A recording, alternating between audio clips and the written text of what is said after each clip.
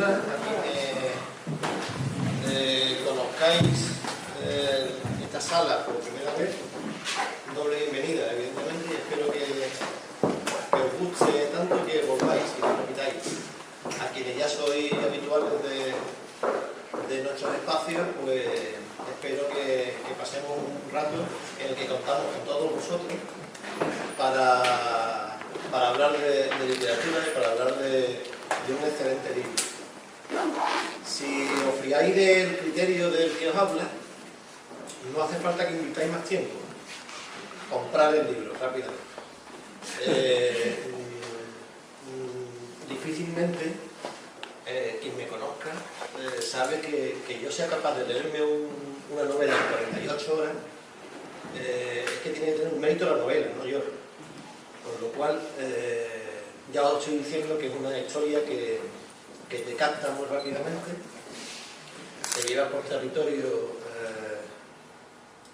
espectaculares y como ya han dicho muchos lectores, y es verdad, cuando te cierras la última página te queda el recuerdo de días en el que empiezas a reflexionar sobre la propia historia, ¿no? Y lo que te está mostrando. Bienvenido a Jesús Carrasco. Él es un regalo de Juan José Tellez, director del Centro Andaluz de las Letras, con el que abrimos Letras Capitales, un ciclo que nos permitirá contar aquí con autores de mucho prestigio, afincados en Andalucía, pero también otros que viven en el resto del territorio nacional. Incluso también contaremos con algunos autores campos y hortaleños dentro de este circuito que recorre las principales capitales de Andalucía. Empecemos una conversación. Aquí no se trata de hacer una presentación habitual en la que el presentador suelta un speech y luego el autor suelta otro, ¿no?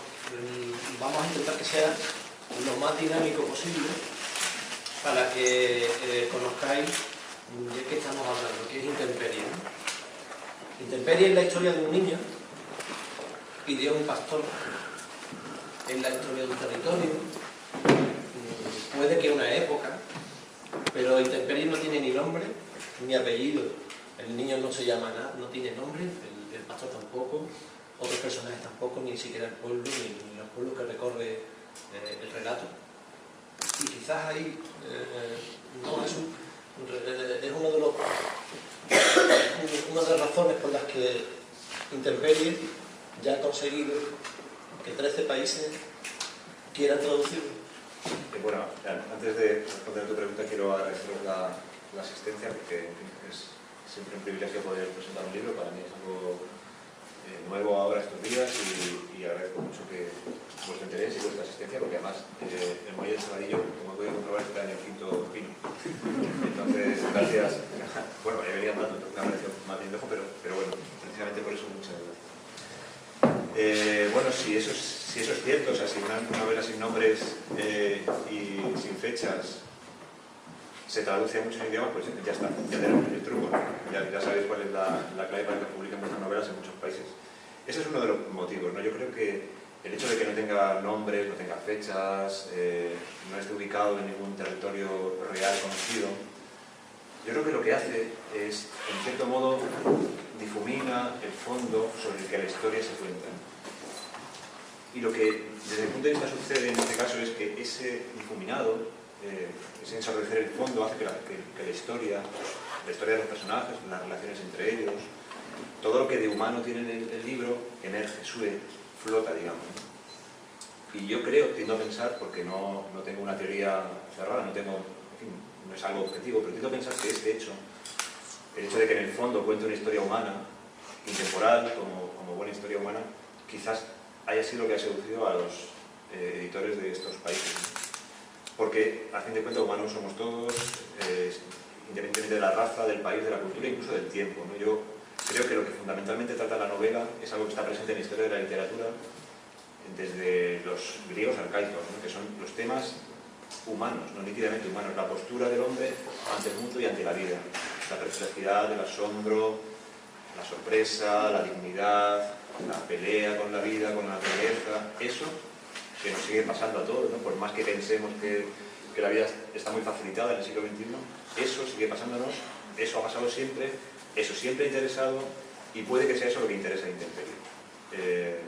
Y espero que siga interesando en la historia de la literatura de aquí a que se acabe el planeta dentro de bueno, con la crisis ya dentro de 3 años, cuando todo ya segunda definición. Jesús Carrasco, de Badajoz, nacido en el 72, ha sido redactor publicitario. No sabes si la publicidad te abandonó a ti o tú abandonaste la publicidad. Ella me abandonó. Así bien. Bueno, hablando de la crisis precisamente, yo era, y me sigo considerando redactor publicitario, aunque soy licenciado en Educación Física, como Antonio, compañero que ha venido hoy, y ejercí poco como profesor de Educación Física, me he ganado la vida siempre como redactor publicitario, es decir, escribiendo publicidad. Es otra clase de ficción, que es la ficción publicitaria. Y he perdido el hilo de lo que estaba... Esto me pasa siempre, sí, en alguna pregunta. Estamos hablando de ti, bien, como redactor publicitario. por eso se me ha ido. Bien. Bueno, sí, decía que siempre he trabajado como redactor publicitario y en los últimos años la curva, digamos, del negocio publicitario, como la curva de todos los negocios, fue yendo hacia abajo y a medida que yo iba dejando de tener trabajo publicitario iba teniendo cada vez más tiempo libre.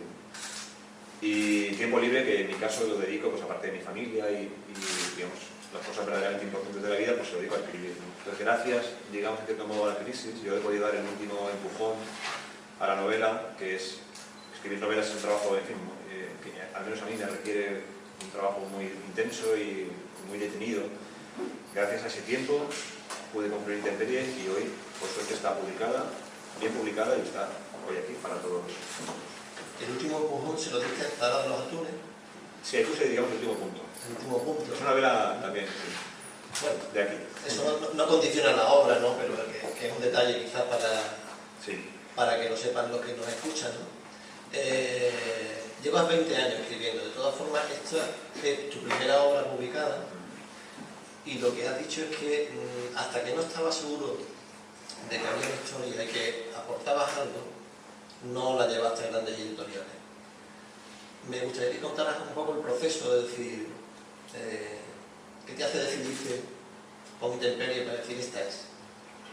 Bueno, supongo que en el escritor, como cualquier trabajador, hay un instinto, ¿no? Hay un instinto, digamos, ya llega un momento que hay una pericia, ¿no? En este caso con las palabras. Y como lector, cuando concluí Intemperie, pues me di cuenta de que la novela tenía cierta forma redonda, había contado una historia, digamos, y creo, o al menos la mejor historia que yo podía contar. Me parecía que ya era una novela presentable. Y en ese momento decidí enviarlos a editoriales. Antes no, pues antes lo que había hecho, pues, en fin, a escribir se aprende escribiendo, y yo lo que había hecho en mi casa pues era aprender a escribir. Y, en fin, consideraba que lo que tenía entre manos hasta ese momento pues no, tampoco valía, o al menos no me parecía que fuera suficientemente bueno como para ser presentado. La historia de Intemperie, en cuanto a su publicación, es ciertamente peculiar, porque yo acabé, como dice Fernando, puse el último punto en Zara de los Atunes, en verano, hace ya 1 año y medio, o 2 años y medio, no me acuerdo cuándo. Y en la última fase sí que sabía que había entre el texto y las editoriales un mundo que no conocía, había una brecha, que yo no sabía cuál era, pero sabía que existía. Cómo llegar a una editorial. Sabía, no hace falta ser tampoco muy avezado para darse cuenta, saber que mandar 500 folios o 200 en este caso en una editorial, así a las bravas, con un canutillo, sin más, pues es casi garantía segura de que tu novela formará parte ya no de la famosa pila de novelas, sino del murete de novelas, porque yo lo he visto, que es un muro de novelas. Sabía que eso iba a ser así, así que lo que hice fue contactar con una amiga que había sido editora profesional, que en ese momento trabajaba por libre, asesorando y trabajando para diversas editoriales. Digamos, contraté sus servicios para darle un toque profesional al manuscrito, ¿no? Hacer una corrección final y demás. Y en una segunda fase, para diseñar una estrategia que nos saltara esa brecha, ¿no? Y juntos, seguramente con mi experiencia publicitaria y su experiencia en el mundo editorial, hicimos una cosa que es de cajón, que es, resumimos en medio folio, pues quién era yo, cuál era el servicio de la novela, cuáles eran sus puntos fuertes y cuáles, digamos, los autores que podían enmarcar la narrativa que se encontraría en la novela. Y adjuntamos a ese documento 2 capítulos. Esto para un editor, luego lo he sabido, Un editor es una persona que trabaja 24 horas al día. Tiene muchos frentes abiertos, ¿no? Y uno de ellos, y no menor, pero solo uno de ellos es leer manuscritos. Si no se lo pones fácil, lo normal es que tu papel sea pila de papel. Así que con ese pequeño resumen y esos 2 capítulos lo enviamos a media docena de editoriales, algunas lo desecharon, lo encantaron por motivos operativos, no tenían más sitios, un par de ellas pidieron el manuscrito y digamos, una la rechazó y otra que se hizo hablar la compró. Una semana después estaba en Barcelona con la que ahora es mi editora y 3 semanas después se vendieron los derechos a Italia y a la siguiente llegó Reino Unido y luego vino a Alemania y Francia y Holanda y Noruega y hasta los 13 que se han contratado hasta la fecha. Y ahora te sientes como Big Bang. Un poco sí, pero por el pelo sobre todo. Un poco de agua podría... Sí, podría dar algo de agua. Big Bang en el sentido de que eres un autor Nobel y de pronto te ves recorriendo, conociendo todas las emisoras de Radio de Andalucía, por ejemplo. Sí, voy a hacer un máster en emisoras de radio.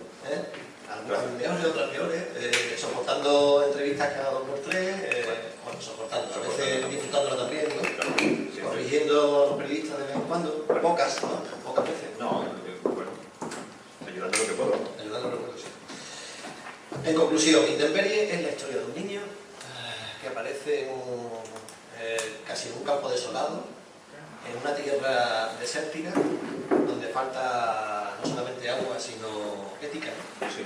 Falta mucha ética. Y encuentra a un anciano, que es un pastor, que cuida cabras, y con él vive buena parte, bueno, el resto de la historia, ¿no? Y hasta ahí se puede contar, casi, ¿no? Sí, sí.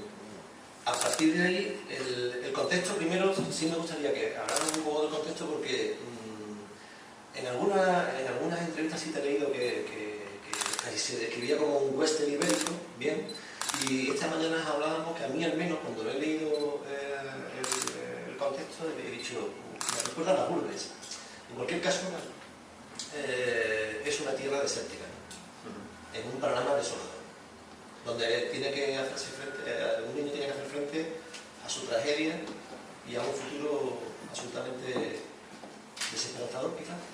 Sí, bueno, la idea de que sea un imperio, la idea de que sea desértico, la idea de que parezca un western, la idea que te recuerda a las urbes, no es España empobrecida, digamos que es una forma como narrador de acentuar una sal para el piso, ¿no? Algo que potenciara lo que yo verdaderamente quería contar.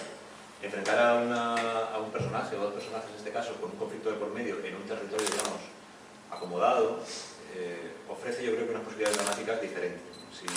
Si esto mismo se desarrolla, pues yo que sé, en un apartamento lujoso de Nueva York, de la Quinta Avenida, con un montón de dinero, con un montón de comodidades, pues seguramente las respuestas sean diferentes.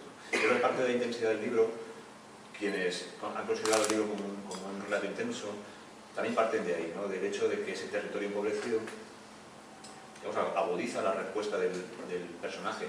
Es una especie de lupa, no sé, como un destilado vital, ¿no? Esto que le sucede al niño y al cabrero, o a los personajes de la novela, es algo que nos sucede a todos.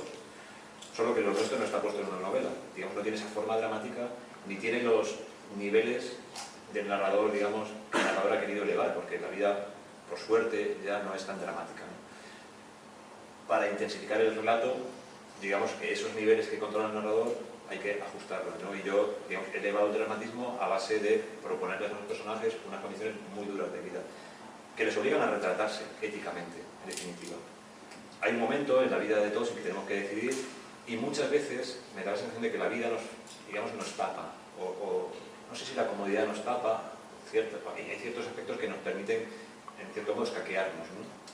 De modo que al final parece que la vida es una cosa mucho más sencilla, más cómoda, que está todo mucho más controlado. Sin embargo, todo lo hemos vivido, pues llega un momento en que sucede algo que no esperamos, que es la vida con su cara y su cruz, pues es la muerte de un ser querido, es la ruina económica en la que puede caer una familia.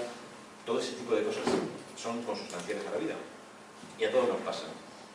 Nos da la sensación de que esto no es así, de que está todo controlado y que la felicidad es una cosa, en fin, consustancial a la vida. Bueno, yo no creo que esto sea así. La felicidad es una cosa que me parece a mí que es un equilibrio muy sutil.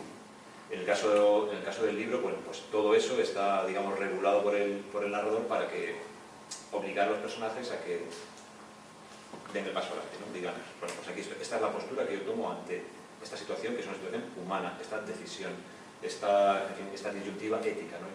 Tomo esta postura, tomo esta otra. Obligo a hacer los personajes lo que la vida nos obliga a hacer a nosotros, aunque a veces no nos damos cuenta, ¿no? Vamos a intentar recoger los poderes de ese relato, ¿no? O vamos por lo menos a señalar lo que yo he visto que son poderes, ¿no? Hay grandiosos símiles y metáforas. Por ejemplo, unos pómulos ensangrentados son como manzanas de feria bañadas en caramelo. Unos trozos de caliche son una nevada microscópica en el desierto. O una frase como esta: dio vueltas sobre sí con las palmas frente a la cara como un candelabro con dos mamparas. Esta mañana hablamos sobre formación profesional, de los tweets, de Twitter y esas cosas, de la verdad contenida en 140 caracteres, ¿no? Para mí no hay nada más poderoso en un relato que lo que compendia en dos frases lo que quiere reflejar, ¿no? Que la imagen la consigues porque tú eres publicitario o porque ¿cómo te reconoces a él? Como tuitero no, porque no he escrito un tuit en mi vida, pero posiblemente como mi carrera como publicitaria tiene mucha influencia. Por un lado, por el tratamiento de la imagen. Yo creo que la novela está construida a base de imágenes. Yo me baso mucho en las imágenes, ¿no? En imaginar una escena, imaginarla bien o adecuada, y ahora buscar, digamos, ese tuit, ¿no? Ese verso, esa forma de narrar que a veces es inconsciente y otras veces es muy imprecisa, pero que busca en definitiva el rincón poético de la imagen, ¿no? de la realidad en este caso. Que por cruda que sea, pues un murete de cal desportillado en el que cae un poquito de cal, de caliche, pues ¿por qué no? Es una pequeña nevada, ¿no? En un lugar desértico, ¿no? Digamos, buscar ese lado de la imagen, ese detalle, ese píxel ahí abandonado, para quien sabe mirarlo, para quien quiere mirarlo, para el ojo entrenado, es también un lugar para la belleza. Esa es mi intención. El formato podría ser un tuit, en este caso son pequeñas frases cortas que intentan también delatar la belleza de lo que hay, ¿no? De lo que hay donde parece que no lo hay. Ese, digamos, es el reto. Que es el reto, por ejemplo, de Delibes, ¿no? Que me habla mucho de Delibes, ¿no? Delibes cuando mira el territorio, su territorio, esa parte de la península en la que él ha nacido, que es una parte castigada, todos lo conocemos, ¿no? El norte de Castilla es un lugar frío, llano, árido, inhóspito, digamos, muchas veces, y cicatero también, y mezquino con los seres que lo habitan. Pues él lo que hace, yo creo, y ahí está a lo mejor cuando me dicen Delibes, bueno, pues ahí yo me veo con Delibes, cuando él intenta obtener belleza y poner el dedo en ese territorio que a priori no lo es, ¿no? Porque cuando nos dicen belleza natural, un paraje bello, la naturaleza es muy bella, bueno, pues pensamos en una playa de arena blanca del Caribe, pensamos en un lago alpino, pensamos en los bosques de secuoya, pensamos en un oso panda, ¿no? Cosas así canónicamente bellas, ¿no? Pero nadie piensa en un páramo helado de Palencia, ¿no? Delibes. Y esa mirada atravesada a mí me interesa, esa mirada a la contra, ¿no? Que aquí está la belleza está en el ojo que mira, no necesariamente en el objeto, ¿no? Ahí yo estoy emparentado, me siento hijo de Delibes. Una novela también se define por lo que no es. Y Intemperie no es una novela humorística, ¿no? Ni erótico. Ni erótica. Pero si lo llego a saber. Bueno, no te va mal como... Regulo, la parte erótica la regulo y la levanto. Pero sí, al menos yo sí he percibido algún guiño que otro, que lo hemos comentado, ¿no? Como ronronea en sus tripas como si estuviera cogiendo gomas. Eso casi suena muy andaluz. Es una imagen para mí. Y perro, burro, viejo y niño, como si fuera un portal de Belén. Pero hay violencia. O se mastica la violencia en Intemperie. La violencia sufrida, no deseada. El terror, hay una frase, el terror no estaba en el castillo. El terror estaba en el niño, ¿no? Sí. Igual que la belleza está en el ojo, también el miedo está en el ser. una amenaza frente a dos personas diferentes, pues la misma amenaza, cada persona, digamos, interpreta, puede sentir miedo, ¿no? Terror o no. El terror está en el ser, no está en necesariamente la amenaza. La novela es violenta. Bueno, violenta, no diría que es violenta, contiene violencia. Pero no es tampoco una invención. La violencia creo que es el resultado natural de una fricción. De la fricción entre los seres que disputan un mendrugo de pan donde no hay mendrugos de pan, donde hay muchas bocas y pocos seres, ¿no? Surge la violencia cuando sucede esto, cuando los seres friccionan entre sí, cuando tienen que pelear en medio de la escasez, ¿no? De modo que la violencia es una consecuencia, es casi necesaria para que el relato sea verosímil. Si está enmarcado en ese territorio empobrecido, si lo que le sucede al niño es algo complicado, casi que tenía que aparecer, ¿no? No es una novela de abrazos, de besos, de cariños, ni nada, aunque hay afecto, ¿no? Pero sí que hay desde luego escenas de violencia, que también son, curiosamente para mí, la imagen que tengo en la cabeza es como el estiércol, ¿no? El estiércol, que es un subproducto del animal, o el compost, que es un subproducto, es la putrefacción de la planta, ¿no? Finalmente es un fermento para la vida, es el mejor fermento para la vida, genera la mejor condición de posibilidad para que la vida surja, ¿no? Es decir, es el círculo que se cierra, digamos, escatológicamente, ¿no? Que de ahí viene, de hecho, escatología, ¿no? Es al final del recorrido vuelve a surgir otra vez el principio y el círculo sigue una y otra vez, ¿no? Esa también es un poco la idea que está en Tenebrí, y la violencia también cumple esa función y está ahí por eso, ¿no? En un territorio empobrecido también surge la vida. La frase es tuya: una gota derramó el caldero y a partir de ahí el niño busca luz. ¿Me afirmas que es mía o me lo No lo he leído. Ah, o sea, mía. Bien, llega el momento que llega al final de una etapa y busca su norte, ¿no? Siempre fijándose en las estrellas que al menos eso conoce. En esa edad indeterminada donde uno no sabe si tiene la suficiente como para haber madurado, tiene la insuficiente como para no saber reaccionar ante ese territorio. Y de tal forma se maneja, quiero decir, la fuerza se le va acumulando con el paso, ¿no? de las páginas del relato, ¿no? Sí, claro, él no sabe hacia dónde va, pero sí sabe de dónde viene. Y digamos que la dureza de aquello de lo que procede, el territorio que deja detrás de sí, es para él suficiente estímulo como para enfrentarse a un territorio inhóspito y desconocido, ¿no? Es lo que tiene detrás, verdaderamente lo que le impulsa. También ahí está la clave de la novela, ¿no? O una de las claves, saber qué sucede, ¿no? Por qué alguien en esa edad tan temprana es capaz de no darse la vuelta y volver a casa y llamar y decir: oye mamá, el bocadillo de choque, que ya que me escapo y además persisto en mi actitud. Hablemos del anciano. Pastor de cabras, como decíamos antes. ¿Qué se puede esperar de un hombre en retirada como él? Cualquier cosa, la verdad.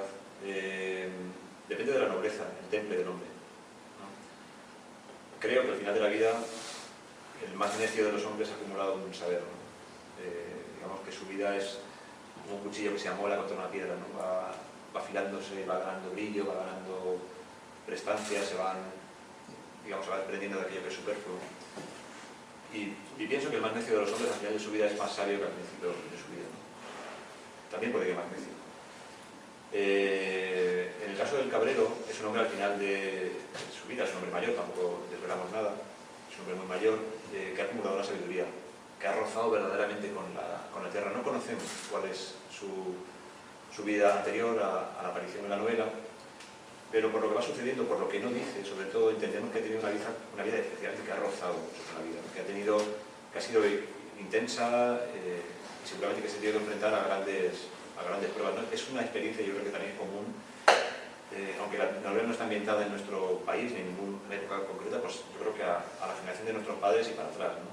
Esa gente que, por ejemplo, vivió una guerra, que es un roce ya excesivo con la vida, ¿no? Ya la violencia en su estado mayor, ¿no? Obliga a las personas a hacer cosas alucinantes, ¿no? Ayer me contaban la historia del presentador de ayer, Guillermo Sutil, me contaba la historia de sus abuelos que vinieron de Malta En 1870 llegaron a Granada, ayudaron a construir el puerto, se volvieron, los detuvieron, en fin, unas historias, o sea, una historia que solamente en sí era una novela, ¿no? Esas cosas que sucedían antes, ¿no? Decían, ¿cómo es posible que la vida tuviera esta intensidad, ¿no?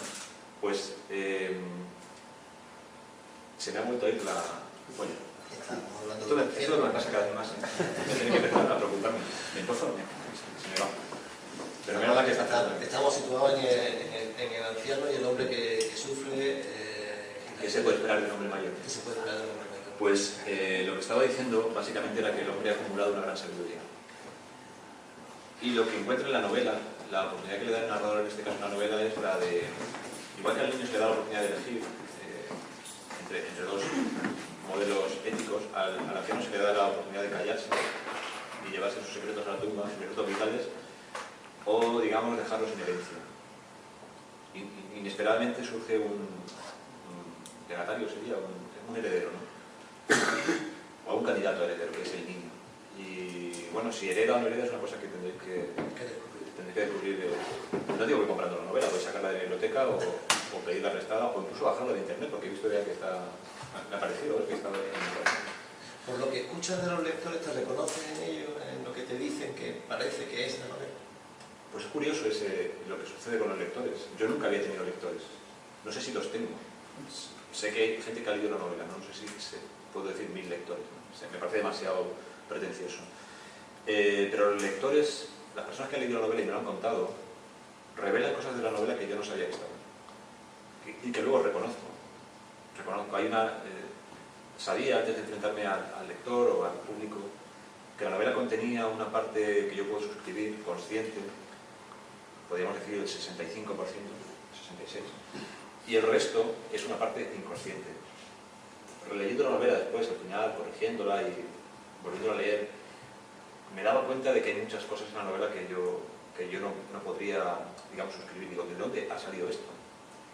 Y los lectores lo que están haciendo es revelarme cada vez más esa parte inconsciente, ¿no? Suelen contarme cosas, hacer lecturas del texto que no estaban en mi consciente, en mi intención como narrador, pero que desde luego estaban en mi inconsciente.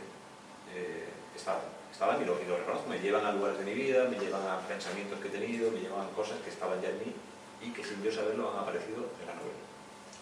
Hay una naturaleza en Intemperie, una naturaleza que está condicionada está descrita por una palmera, por un triguero, y por lo que no hay, ¿no? Y por lo que se desea. Por ejemplo, por abeto, cedro, helechos que no existen. Hay olores que casi se perciben en la letra impresa, ¿no?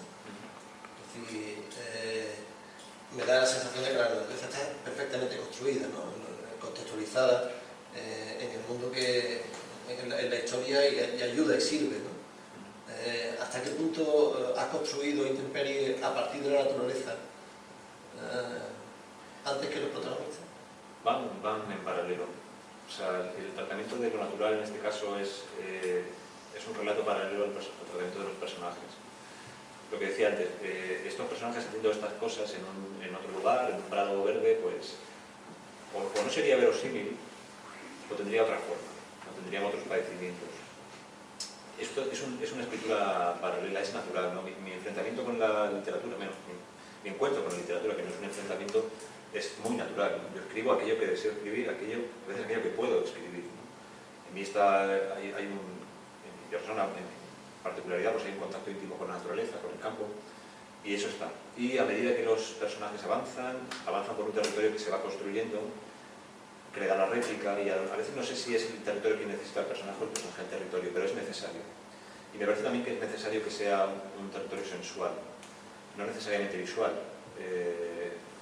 Hay imágenes en la novela, imágenes también del territorio, pero me gusta y me preocupa también, es una forma en la que yo me relaciono con el mundo natural con otros sentidos. Los olores, en este caso, tienen para mí una gran importancia a la hora de relacionarme con la naturaleza, y en este caso está claramente expresado, ¿no? Y cuando hablabas de paisajes, ¿no? Hay paisajes llanos, desérticos, ¿no?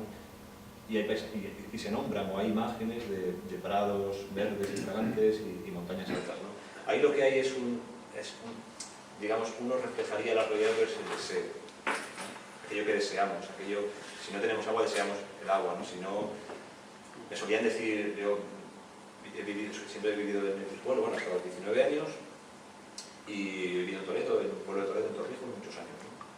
Desde los 4 hasta los 20. Y he visitado la naturaleza, la bonita, ¿no? La canónicamente bonita, y siempre me decían, es que está todo feo y no sé qué, ¿en qué seco está? Y decía, bueno, para mí no hay mejor lugar en el mundo, ¿no? No hay lugar más bello, ¿no? Voy al Pirineo y me encanta. Y si voy a Suiza seguro que me encanta más, pero sin embargo mi tierra, la tierra en la que yo he crecido, el Olivar, el trigal, la cebada, el secarral, los terrones, todo eso a mí me subyuga. Hay trazos poéticos, a mí me lo parecen, ¿no? Gritos del Averno empujan los muros de su cabeza de fuera adentro. Nota la vibración en sus sienes membranosas y siente flotar sus ojos en la órbita como hielos en un vaso. Osinimo es un poema. Eso es una de las partes inconscientes del libro. Inconscientes en la escritura e inconscientes en la propia narración. Es un fragmento que has leído de una pesadilla que tiene el niño. Es la sensación interna, ¿no? La propiocepción, ¿no? Que decíamos en educación física, ¿no? La sensación que tiene el cuerpo sobre sí mismo, ¿no? La propia percepción sobre uno mismo. En este caso es lo que sucede dentro de su cabeza en un estado de inconsciencia exterior, digamos, no responde al mundo, pero está viviendo esa pesadilla, ¿no? Son las sensaciones que podría tener, dichas en palabras. Si son un poema, pues maravilloso, ojalá. ¿Y cómo te ves tú en este mundo de literatura ahora que estás entrando en él y estás entrando de una forma absolutamente escandalosa o ruidosa? Espero que no sea ruidosa, ¿no? Si el ruido, de haberlo, me gustaría que no se me atribuyera a mí, ¿no? Yo intento no hacer ruido, pero no nos vamos a engañar. Yo he publicado un libro, he publicado una editorial muy buena que me parece maravilloso, ¿no? No me voy a quejar en ningún momento, ¿no? Pero traer el libro aquí, llevarlo a los lectores, requiere de un cierto ruido, ¿no? Que le corresponde al departamento de comunicación de la editorial y que, digamos, es un acuerdo tácito. Yo preferiría reunirnos, digamos, o reunirme con los lectores así, directamente, ¿no? De hecho, esto es lo mejor, digamos, que tiene esta parte promocional del libro, ¿no? Que es el encuentro, la charla tranquila y distendida acerca del libro, de la literatura, de la vida, de lo que sea, ¿no? Es lo mejor. El resto efectivamente es un poco de ruido, ¿no? En el que de poder elegir, pues yo lo eliminaría al máximo. Pero entiendo que hay que acercar el libro a los lectores, que la editorial se gasta una pasta en publicarlos y que también tiene que comer, ¿no? Como todos, tenemos que vender los libros, ¿no? Y también parto de que mi deseo y mi intención es vivir de la literatura, o si no de la literatura, al menos no tener que hacer otras cosas para vivir, que es lo que he hecho toda mi vida. Y dedicarme a la literatura pues en los ratos libres, ¿no? O quitándoselo a mi familia o también a mi trabajo. Así que como yo quiero hacer eso y soy coherente y soy responsable, pues bueno, admito que tengo que estar presente, pero es cierto que a mí me supera un poco, ¿no? Por supuesto me ha pillado con 40 años y creo que lo puedo vivir con cierta distancia, pero es algo que no tiene que ver con escribir. Yo estoy loco por acabar esta gira que no he hecho más que empezar. que me llevará por América, no como habitual. No, pero estoy loco pues ahora cuando venía paseando, ¿no? Desde el centro hasta aquí venía rememorando esa sensación, ¿no? La sensación de estar en casa enfrentado al texto durante semanas, con mis libros leyendo y escribiendo, que es una cosa tan íntima, que es lo que yo verdaderamente quiero hacer en mi vocación. Y esto es, pues, digamos, si se quiere, una servidumbre, ¿no? del oficio. No este momento, que me parece, como digo, el mejor de los momentos posibles, ¿no? El encuentro con los lectores, con las personas que han tenido la amabilidad más de venir hasta aquí a escuchar hablar de literatura, o a escucharme hablar a mí, que lo agradezco. Y es esa servidumbre que por mí, bueno, pues la acepto y la llevo con la mayor alegría y con gratitud también, claro. No hemos hablado de los malos, no lo vamos a hacer. Malos. No, porque quizás sea el ingrediente más morboso que tiene. ¿Te refieres a lo de cuando llega la nave espacial? Sí, sí, todo eso, esa parte sí, rara que hay. Cuando muere Sí, sí, cuando el de la capa negra. Cuando aparece el botijo en medio del campo. Pues eso no lo vamos a contar. Eso no lo vamos a contar. Y cuando el mayordomo... No, lo del mayordomo tampoco. Se sube al andamio y se cae. No, porque si no traicionaríamos un poco al autor y no... Vale, pues no lo digo. En cualquier caso, una de las frases, de las muchas que te he oído, es que intemperie es la vida, ¿no? Y que natural como tú, que eres de pueblo. Quizás a lo mejor podría resumir así, o la historia de una soledad, o el agua que corre, o No sé. no más pistas, ¿no? Natural, fíjate, yo no lo asociaría a ser de pueblo, sino a ser un ser humano. Y, como decía, mi impulso literario es absolutamente positivo. Escribo lo que quiero sin... Muchas veces me preguntan por cómo es el programa, si me voy a estar en contra o a la contra de cierta narrativa, y digo que sí. He escrito esto porque me sale, voy para adelante con ello, escribo lo que quiero y lo que deseo escribir, ¿no? Así que natural en ese sentido, y natural en lo que haya de venir. Es la historia de alguien que cuenta historias, y es la historia de alguien que ha querido contar esta historia de las millones de historias posibles. Es así la literatura.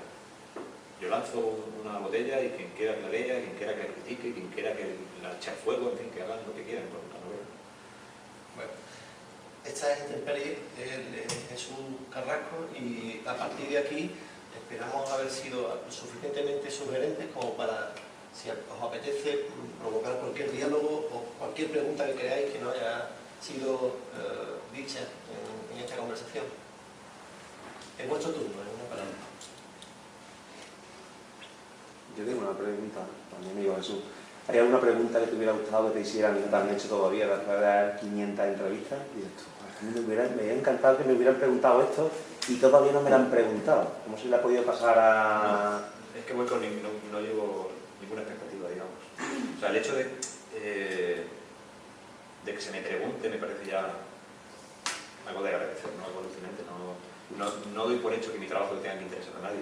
Entonces, el hecho de que cualquiera me pregunte cualquier cosa, por trivial que sea, me parece ya que es algo de agradecer. No, digamos que no he formado en mi cabeza un posible catálogo de preguntas, porque de hecho, lo que decía antes, algunas de las preguntas ya me las están dando, ¿no? O sea, cosas que yo no imaginaba que se puedan preguntar, ya me las preguntan.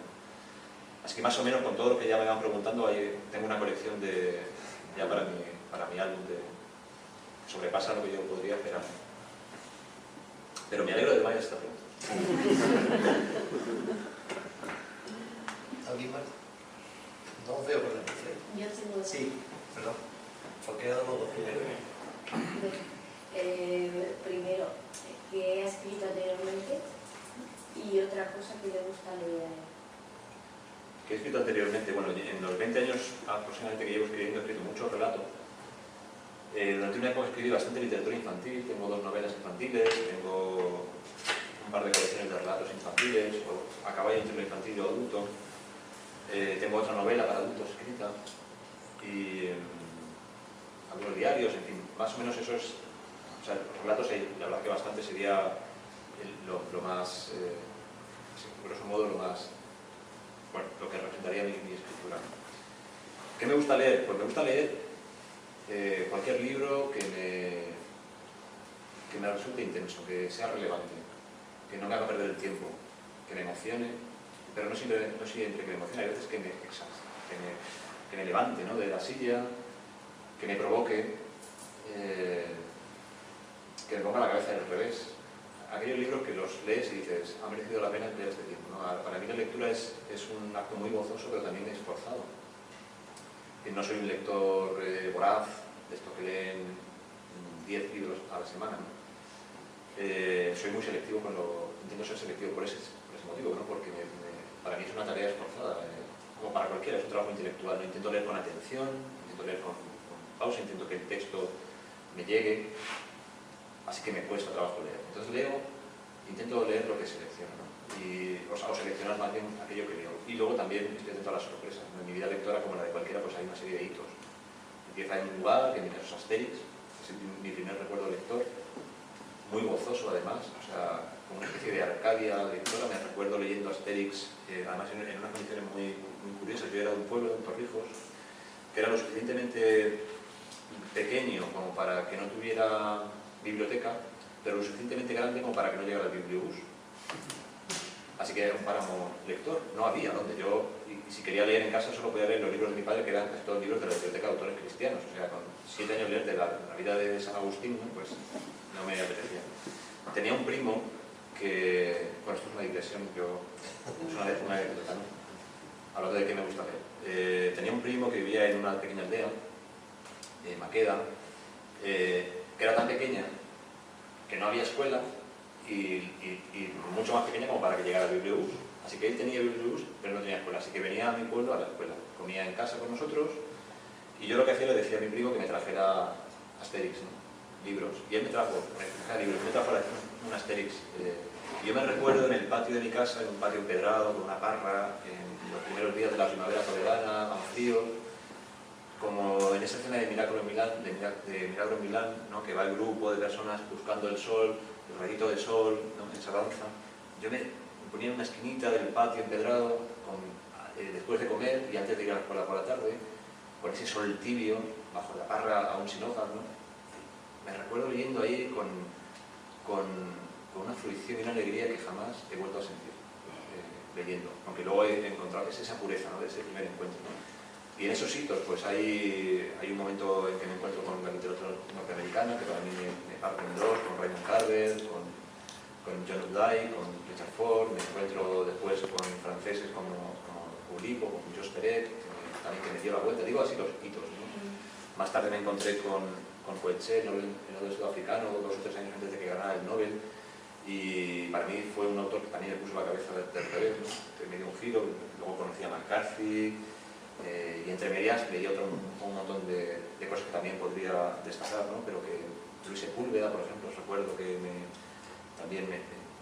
también un momento, me llevo pensándolo antes, ¿no? Susskind, que llegó a todos nosotros por el perfume, y yo entré en él por el perfume, pero luego descubrí piezas menores, supuestamente menores, que son sublimes, ¿no? Como La Paloma, o El Contrabajo, un monólogo que se llevó al teatro, o La historia del señor Sommer, ¿no? Una narrativa cristalina que a mí también casi que me llevaba otra vez a aquellos momentos de Asterix. Sí, podría ser un mapa muy general. Sí. Bueno, de entrada darte la enhorabuena porque realmente has escrito un libro bastante por encima de la media, bastante por encima de lo normal. Y me quería, ¿hasta qué punto el vocabulario que utilizas está buscado realmente, porque no es un vocabulario fácil, sobre todo los términos que se refieren al campo, hasta qué punto está buscado, te sale de una forma más natural? Y también la influencia que puede tener eso en las traducciones que se vayan a hacer, porque van a ser complicadas. ¿Y crees que puede perder un poco de esencia? O... Apoyo la pregunta con alguna referencia quizás a los términos que tú te has referido, ¿no? Creosota, ¿no? Egagóplinos, perdón, tuve que buscarlo en el diccionario. Es la bola que forman los pájaros, Las rapaces. Las rapaces de desecho. Por decir, ¿a qué te estás refiriendo quizás, no? Bueno, la novela está ambientada en un territorio rural, y yo tengo una cierta manía con la precisión lingüística. Creo que me parece que la precisión es una dimensión del lenguaje muy valiosa, es un atributo importante del lenguaje. Y parte de ese vocabulario pues está en mí desde que nací, porque como decía soy nacido y criado en pueblo, y otro mucho pues es un trabajo de documentación. Yo he tenido mucha relación con el campo, pero no necesariamente con cabreros. Cuando aparece el personaje del cabrero, que yo considero que es un personaje apropiado, pues directamente me voy a la sierra, a través de amigos que trabajan en la sierra, contactos, y me voy a conocer a cabreros mayores, viejos, conocedores del oficio rudimentario del ordeño y del pastoreo, y ellos me dan un montón también de vocabulario, y otros pues son propios de lecturas o en fin, de una labor de documentación como cualquier autor, ¿no? Pero que digamos que el territorio lingüístico en este caso sería el de lo rural, técnico rural podríamos decir. Y la otra pregunta que me hacías, las traducciones. Bueno, eso es una buena pregunta. Leí a Antonio Muñoz Molina hace unos meses, decía en un artículo que el autor está atado de pies y manos, ¿no? Que él recibía en su casa cada cierto tiempo pues un volumen suyo traducido al húngaro, pues seguramente sabría que era húngaro, porque lo pondría en el albarán de entrega. Digo, es que yo sé tanto Antonio Muñoz no sé, no sabe húngaro, pero puede ser, no quiero con esto decir que no quiero. En fin, venía a decir que estamos los actores atados de pies y manos. En el caso de Antonio Muñoz Molina, pues es un hombre que habla perfectamente inglés, vive en Nueva York a mitad del año y seguramente tenga juicio, seguro que es capaz de valorar la traducción al inglés. Pero al chino, al japonés, o yo qué sé, pues igual ya no es tan fácil, ¿no? Ahí estamos atados de pies y manos. Yo he tenido ya contacto con Livia, se ha traducido al holandés y al alemán, se está traduciendo ya al hebreo y hoy me han comunicado que empieza la traducción al italiano que saldrá a finales de verano. A mí me pone en contacto con los traductores, que obviamente son gente que habla muy bien castellano, y me hacen preguntas, ¿no? ¿Qué haces esto, tal? Por ejemplo, el holandés, el traductor holandés me preguntaba, en la primera página aparece una frase que es berreos como jaras calcinadas. Es un pequeño verso, digamos, una figura retórica poética. Claro, trabajando en la respuesta me di cuenta efectivamente de lo que dices, en la dificultad de la traducción. Me hice 5 preguntas y le contesté con 5 folios.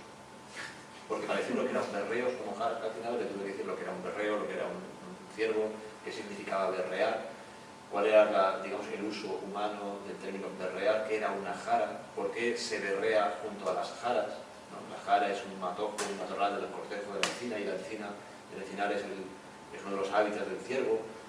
Calcinadas, por qué se calcina una jara, ¿no? y qué sucede cuando se calcina, en fin.